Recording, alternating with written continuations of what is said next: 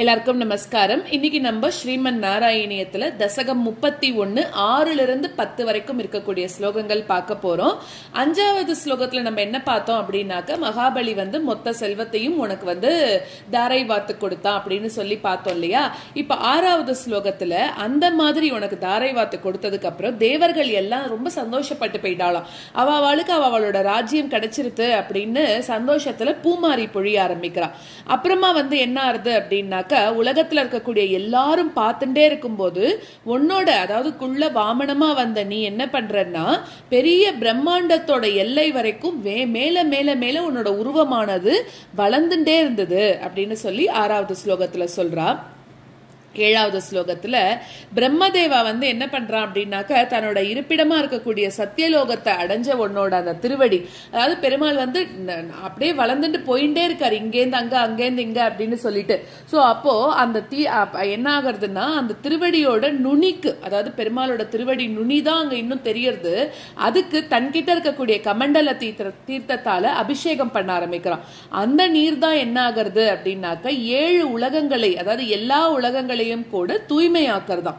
கந்தர்வர்கள்லாம் என்ன பண்றான்னா, அவளோட மகிழ்ச்சியோட மிகுதியால நடனம் ஆட ஆரம்பிச்சிடுறா.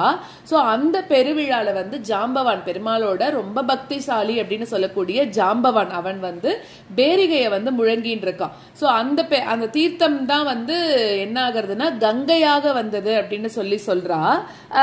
ஏன்னா இங்க பெருமாள் இந்த விஸ்வரூபம் மாதிரி வாமனன்ல இருந்து பெருசா வளர்றாரு இல்லையா திரிவிக்ரமனா, அதை எல்லாரும் பார்த்தா.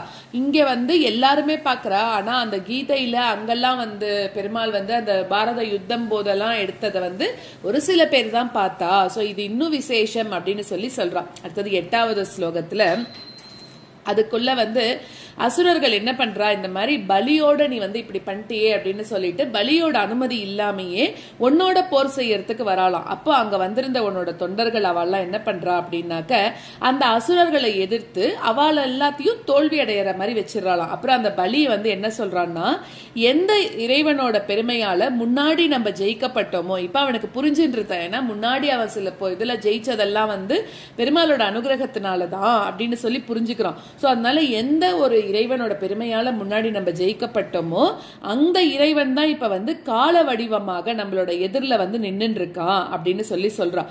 அதனால உங்களோட போர்ல என்ன பயன் இருக்கு? அதனால என்னன்னாக்க, வாமனமூர்த்தியை எதிர்த்து போர் பண்ணும்போது, ஏன்னா காலம்தான் பெருமாளுக்கு சரீரமா இருக்கு இல்லையா, அதனால அப்ப அந்த பெருமாள் தான் நம்மள ஜெயிக்க வச்சா, இந்த டைம்ல அவரோட நம்ம போர் பண்ணக்கூடாது அப்படின்னு சொல்லி சொல்றான். அதனால இவ என்ன பண்றா அப்படின்னா, தன்னோட பலி சொல்ற வார்த்தையை கேட்டுட்டு அந்த போரை முடிச்சுக்கிறாளாம்.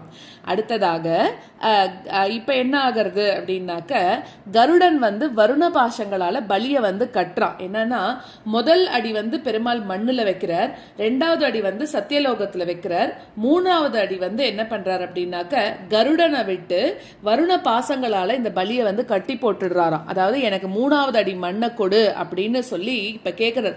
ஏன்னா பெருமாள் பலி ஒரு தடவை சொன்னான்ல, நான் தான் உலகத்துக்கே தலைவன், என்கிட்டதான் எல்லாம் இருக்கு அப்படின்னு சொன்னான்ல.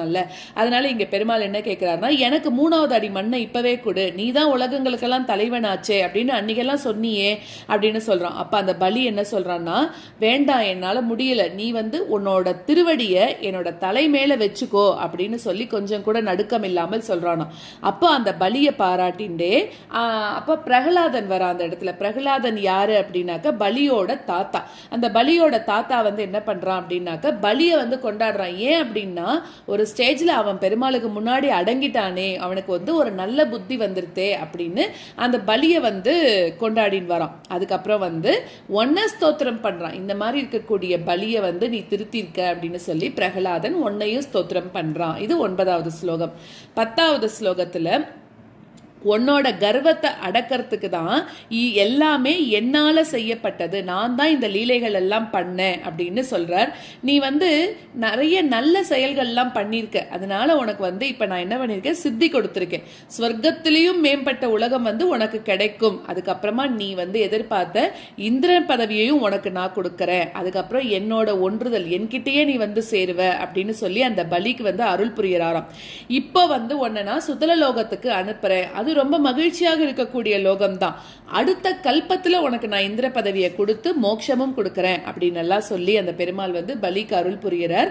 அதுக்கப்புறமா அந்த இது முடிஞ்சு போச்சு இல்லையா, அந்த ஒரு யாகம் பாதியில நின்னுதே, அந்த நடந்துட்டு இருக்கும் போதுதானே இந்த பெருமாள் வந்தார், இந்த கதையெல்லாம் நடக்கிறது. அப்ப அதனால என்ன ஆகுறதுன்னா, அந்த அந்தணர்களை வச்சுட்டு பாதியில நின்னு போன ஒரு பெரிய வேள்விய நீ நிறைவேற்றியும் கொடுத்த, அதனால குருவாயூருக்கு தலைவனா இருக்கக்கூடிய நீதான் என்ன காத்தருளணும் அப்படின்னு சொல்லி பட்டத்ரி சொல்லி இந்த தசகத்தை பூர்த்தி பண்ற ஸ்லோகங்களை தெரிஞ்சுக்கலாம். நிசந்தேகம் திதிகுலபதௌ த்வய்யசேஷார்ப்பணம் தத் வியாதன்வானே முமுச்சுருஷயः சாமரா புஷ்பவர்ஷம் திவ்யம் ரூபம் தவச்ச ததிதம் பஷ்யதாம் விஸ்வபாஜாம் உச்சைருச்சைர் அவருதவதி கிருத்ய விஸ்வாண்ட பாண்டம். நிசந்தேகம் திதிகுலபதௌ த்வய்யசேஷார்ப்பணம் தத் வியாதன்வானே முமுச்சுருஷயः சாமரா புஷ்பவர்ஷம். நிசந்தேகம் திதிகுலபதௌ த்வய்யசேஷார்ப்பணம் தத் வியாதன்வானே முமுச்சுருஷயः சாமரா புஷ்பவர்ஷம் திவ்யம் ரூபம் தவ ச ததிதம் பஷ்யதாம் விஸ்வபாஜாம் உச்சைருச்சைரவ்ருதவதி கிருத்ய விஸ்வாண்ட பாண்டம். திவ்யம் ரூபம் தவ ச ததிதம் பஷ்யதாம் விஸ்வபாஜாம் உச்சைருச்சைரவ்ருதவதி கிருத்ய விஸ்வாண்டபாண்டம். நிசந்தேகம் திதிகுலபதௌ த்வய்யசேஷார்ப்பணம் தத் வியாதன்வானே முமுச்சுருஷயः சாமரா புஷ்பவர்ஷம் திவ்யம் ரூபம் தவ ச ததிதம் பஷ்யதாம் விஸ்வபாஜாம் உச்சைருச்சைரவ்ருதவதி கிருத்ய விஸ்வாண்டபாண்டம். நிசந்தேகம் திதிகுலபதௌ த்வய்யசேஷார்ப்பணம் தத் வியாதன்வானே முமுச்சுருஷயः சாமரா புஷ்பவர்ஷம் திவ்யம் ரூபம் தவ ச ததிதம் பஷ்யதாம் விஸ்வபாஜாம் உச்சைருச்சைரவ்ருதவதி கிருத்ய விஸ்வாண்டபாண்டம். த்வத்பாதாக்ரம் நிஜபதகதம் புண்டரீகோத்பவோசௌ குண்டீதோயைர் அசிஜத புனாத் யஜ்ஜலம் விஸ்வலோகான் ஹர்ஷோத்கர்ஷாத் சுபஹு நன்ருதே கேச்சரைர் உத்சவேஸ்மின் பேரீம் நிக்னன் புவனமச்சரஜ் ஜாம்பவான் பக்திசாலி. த்வத்பாதாக்ரம் நிஜபதகதம் புண்டரீகோத்பவோசௌ குண்டீதோயைரசிஜத புனாத் யஜ்ஜலம் விஸ்வலோகான். த்வத்பாதாக்ரம் நிஜபதகதம் புண்டரீகோத்பவோசௌ குண்டீதோயைரசிஜத புனாத் யஜ்ஜலம் விஸ்வலோகான்.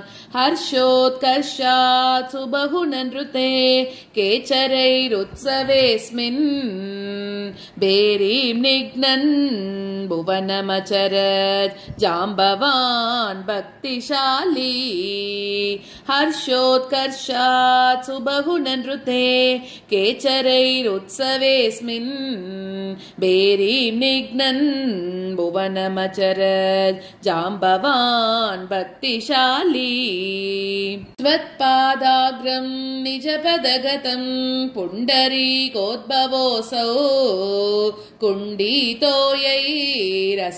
पुनात् यज्जलं विश्वलोकान् हर्षोत्कर्षात् सुबहुननृते केचरैरुत्सवेऽस्मिन् भेरीं निघ्नन् भुवनमचरत् जाम्बवान् भक्तिशाली त्वत्पादाग्रं निजपदगतं पुण्डरीकोद्भवोऽसौ कुण्डितोयैरसिचत पुनात् यज्जलं विश्वलोकान् हर्षोत्कर्षात् सुबहुननृते केचरैरुत्सवेऽस्मिन् भेरीं निघ्नन् भुवनमचरत् जाम्बवान् भक्तिशाली तावद्दैत्यास्त्वनुमतिमृते भर्तुरारब्धयुद्धाः देवोपेतैर्भवदनुचरैः सङ्गता भङ्गमापन् कालात्मायं वसति पुरतो यद्वशात् प्राग्जितास्मः किं वो युद्धैः इति बलिगिरा तेतपातालमापुः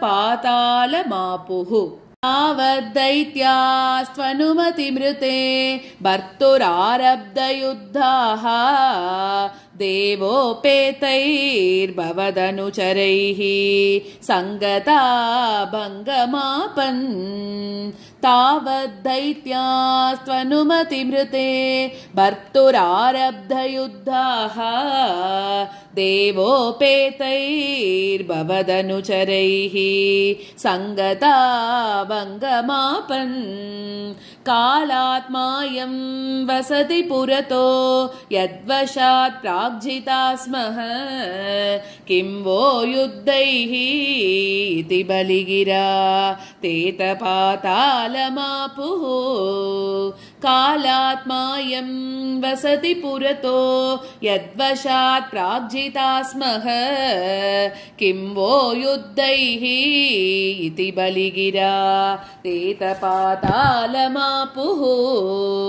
तावद्दैत्यास्त्वनुमतिवृते भर्तुरारब्धयुद्धाः देवोपेतैर्भवदनुचरैः सङ्गता भङ्गमापन् कालात्मायं वसति पुरतो यद्वशात् प्राग्जिता स्मः किं वो युद्धैः इति बलिगिरा तेतपातालमापुः तावद्दैत्यास्त्वनुमतिवृते भर्तुरारब्धयुद्धाः देवोपेतैर्भवदनुचरैः सङ्गता भङ्गमापन् कालात्मायं वसति पुरतो यद्वशात् प्राग्जिता स्मः किं वो युद्धैः इति बलिगिरा तेतपातालमापुः आशैर्बद्धं पतगपतिना दैत्यमुच्चैरवादीः तार्तीकं दिश मम पदं किं न विश्वेश्वरोऽसि पादं मूर्ध्नि प्रणय भगवन् नित्यकम्पं वदन्तं प्रह्लादस्तं स्वयमुपगतो मानयन् नस्तवीत्वाम् पाशैर्बद्धं पतगपतिना दैत्यमुच्चैरवादीः तातीयिकं विषममपदं किं न विश्वेश्वरोऽसि पाशैर्बद्धं पतगपतिना दैत्यमुच्चैरवादीः तार्तीयिकं विषममपदं किं न विश्वेश्वरोऽसि पादं मूर्ध्नि प्रणय भगवन् नित्यकम्पं वदन्तं प्रह्लादस्तं स्वयमुपगतो मानयन्नस्तवित्वां पादं मूर्ध्नि प्रणय भगवन् नित्यकम्पं वदन्तं प्रह्लादस्तं स्वयमुपगतो मानयन्नस्तवित्वाम् पाशैर्बद्धं पतगपतिना दैत्यमुच्चैरवादीः तार्तीयिकं विषममपदं किं न विश्वेश्वरोऽसि पादं मूर्ध्नि प्रणय भगवन् नित्यकम्पं वदन्तं प्रह्लादस्तं स्वयमुपगतो मानयन्नस्तवित्वाम् पाशैर्बद्धं पतगपतिना दैत्यमुच्चैरवादीः तार्तीयिकं विषममपदं किं न विश्वेश्वरोऽसि पादं मूर्ध्नि प्रणय भगवन् नित्यकम्पं वदन्तं प्रह्लादस्तं स्वयमुपगतो मानयन्नस्तवित्वाम् दर्पोचित्यै विहितमखिलं दैत्यसिद्धोऽसि पुण्यैः लोकस्तेस्तु त्रिदिव विजयी वासवत्वं च पश्चात् मत्सायुज्यं भज च पुनरिति अन्वगृह्णा बलिं तं विप्रैः सन्ता नितमखवरः पाहि वातालयेश दर्पोचित्यै विहितमखिलं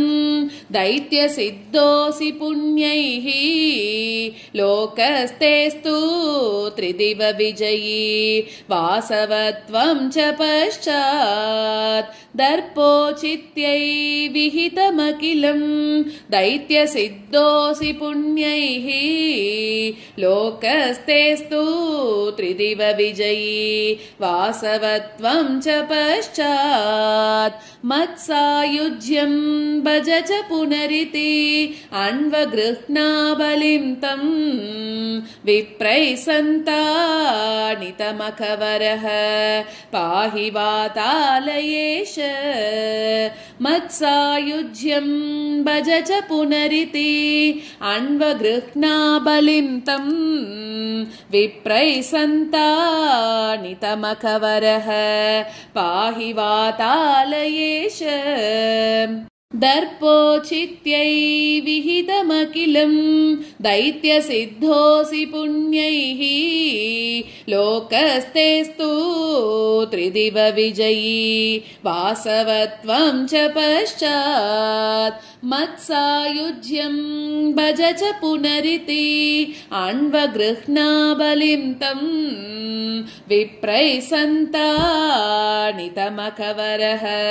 पाहि वातालयेश दर्पोचित्यै विहितमखिलं दैत्यसिद्धोऽसि पुण्यैः लोकस्तेस्तु त्रिदिव विजयी वासवत्वं च पश्चात् मत्सायुज्यं भज च पुनरिति अन्वगृह्णा बलिं तं विप्रैः सन्तानितमखवरः पाहि वातालयेश